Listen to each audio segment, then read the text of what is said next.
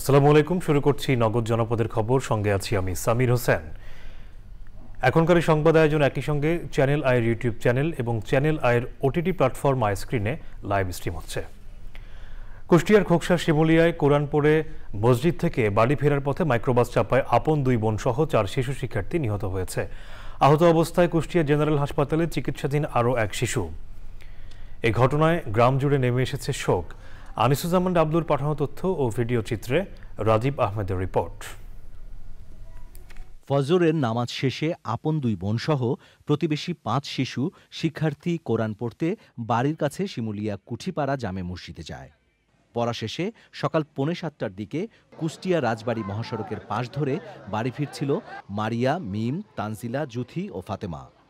ঢাকা থেকে চুয়াডাঙ্গাগামী একটি মাইক্রোবাস পেছন থেকে ধাক্কা দিয়ে উল্টে খাদে পড়ে যায়। ঘটনাস্থলেই মারা যায় মিম। মারিয়া, তানজিলা ও জুথি হাসপাতালে মারা যায়। তারা 7ম শ্রেণীর শিক্ষার্থী। মসজিদে মক্তবে গেছিল, যাওয়ার পথে বাসায় ফেরার পথে পিছন থেকে ঢাকা ফেরত একটা হাইস গাড়ি তাকে পিছন থেকে ধাক্কা দিয়ে 4 জনকে মারি ফেলাইছে। ঘাতক মাইক্রো আপনার হচ্ছে ডাইন থেকে যায় বামে যায় হচ্ছে এই 5টা বাচ্চারই ডাইরেক্ট মেরে দেয়। পিছন থেকে মারছে, মানে ওখানে জায়গায় একটা মেয়ে মারা যায়, আর 3টা মেয়ে হচ্ছে হসপিটালে এসে মারা যায়, আর একটা মেয়ে আছে 2 ঠ্যাং ভাঙেছে আর একটা হাত ভাঙেছে, ওটা বেঁচে গেছে। দুর্ঘটনার খবরে এলাকায় শোক নেমে আসে। কুষ্টিয়া জেনারেল হাসপাতালে ভিড় করেন হতাহতদের স্বজনরা। 5 জন ছিল, 4 জন মারা গেছে আর 1 জন আহত। একই ফ্যামিলির 3 জন আর একজন প্রতিবেশী। আর বেটি প্রত্যেক দিন কোরআন শরীফ পড়তে যায়, আর বেটি প্রত্যেক দিন পড়তে যায় রে।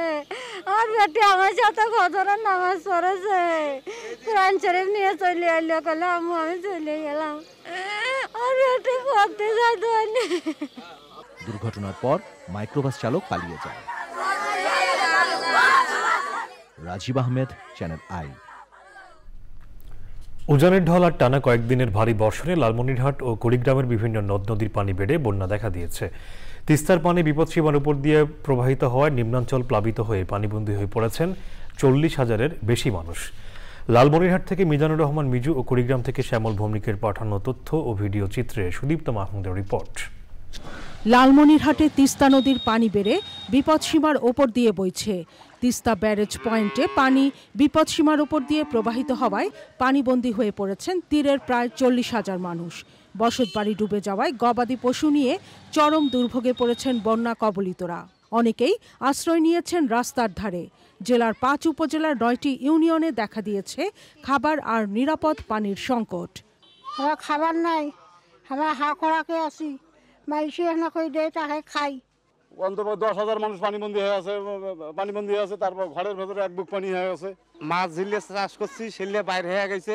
খাটটার সঙ্গে তলে গেছে, সুকেশ টুকের সঙ্গে হয়েছে। তা গরু যে আস্তার এই পেকে আনছি, আনিয়ে এত গরু জল খয়ে নাকছি। বন্যা কবলিতদের সহায়তার আশ্বাস দিয়েছে জেলা প্রশাসন। বিভিন্ন উপজেলায় যে তালিকা করেছি, প্রায় 10,000 পরিবার এফেক্টেড হয়েছে। তাতে দেখা যায় প্রতি ফ্যামিলিতে 4 জন করে হলেও মানুষ হিসেবে আমরা প্রায় 40,000 মানুষ এফেক্টেড হয়েছে। তাদের জন্য আমরা পর্যাপ্ত ত্রাণের ব্যবস্থা করেছি। কাউনিয়া পয়েন্টে তিস্তা নদীর পানি বেড়ে বিপদসীমার ওপর দিয়ে প্রবাহিত হচ্ছে। প্লাবিত হয়ে পড়েছে তিস্তা তীরের রাজারহাট, উলিপুর ও চিলমারি উপজেলার 6 ইউনিয়নের চর এবং নিম্নাঞ্চলের 100-এরও বেশি বসতভিটা ও কাঁচা সড়ক। ধরলা, দুধকুমার ও ব্রহ্মপুত্রের পানিও বেড়েই চলেছে। লালমনিরহাট ও কুড়িগ্রামে বিভিন্ন এলাকার মাছের ঘের, বাদাম জমির রোপা আমন, আগাম শীতকালীন সবজি এবং মৌসুমি ফসলের ক্ষেতসহ বিস্তীর্ণ জমির ফসল ডুবে গেছে।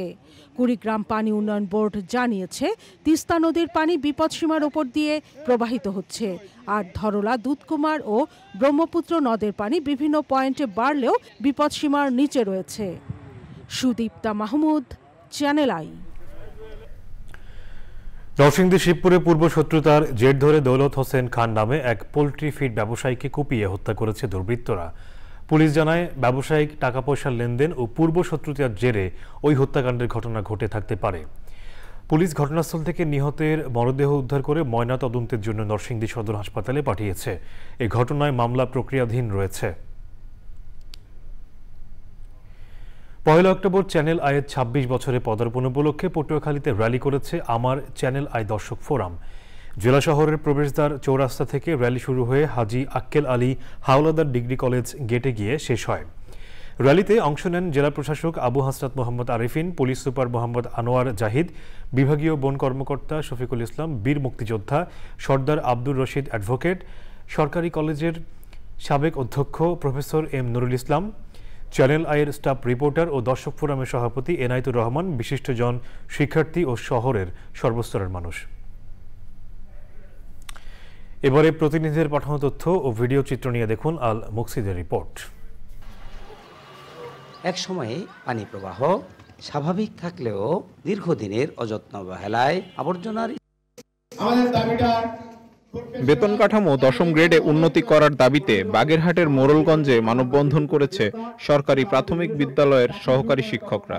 উপজেলায় 309টি সরকারি প্রাথমিক বিদ্যালয়ের শিক্ষক মানববন্ধনে অংশগ্রহণ করেন। বেসরকারি শিক্ষক কর্মচারীদের চাকরি জাতীয়করণে এক দফা দাবি বাস্তবায়নে বরিশালে ত্রিবার্ষিক সম্মেলন করেছে বাংলাদেশ কলেজ শিক্ষক সমিতি বাকশিস ও বাংলাদেশ শিক্ষক সমিতি বাশিস। Bangladesh ex cadet association Rangpur ইউনিটের মতবিনিময় সভা ও ওয়েবসাইট উদ্বোধন করা হয়েছে। সভায় রংপুরের 8 উপজেলার এক্স ক্যাডেটরা উপস্থিত ছিলেন। দুর্গাপূজা উপলক্ষে চাঁপাইনবাবগঞ্জের শিবগঞ্জ উপজেলার সোনা মসজিদ বালিয়া দিঘি এলাকায় হিন্দু ধর্মীয় নেতাদের সাথে মতবিনিময় করেছেন 59 বিজিবির অধিনায়ক lieutenant colonel Golam Kibria.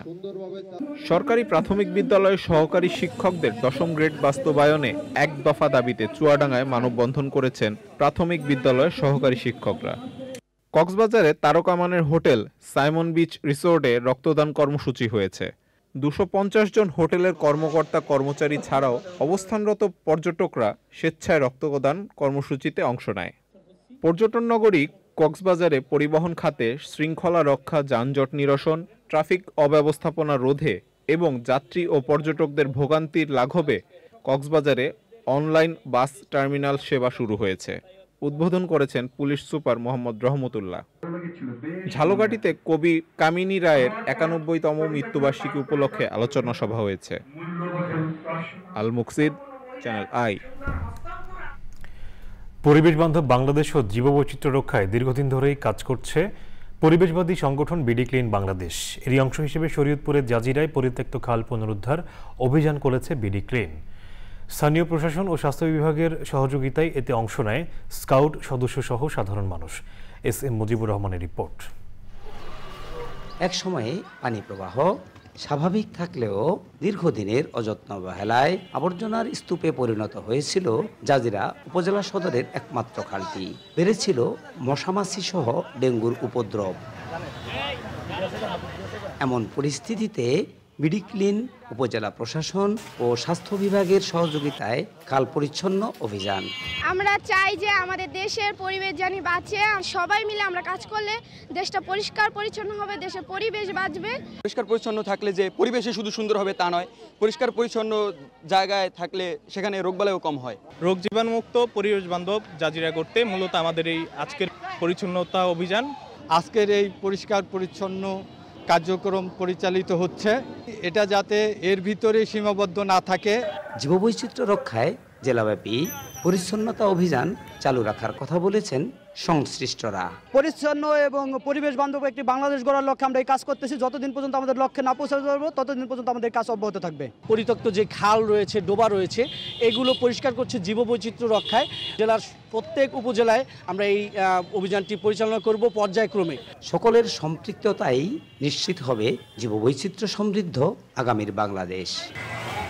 S M Mujibur Rahman, Channel I, Shariatpur. দর্শক, এই ছিল নগদ জনপদের খবর। সাথে থাকার জন্য ধন্যবাদ সবাইকে।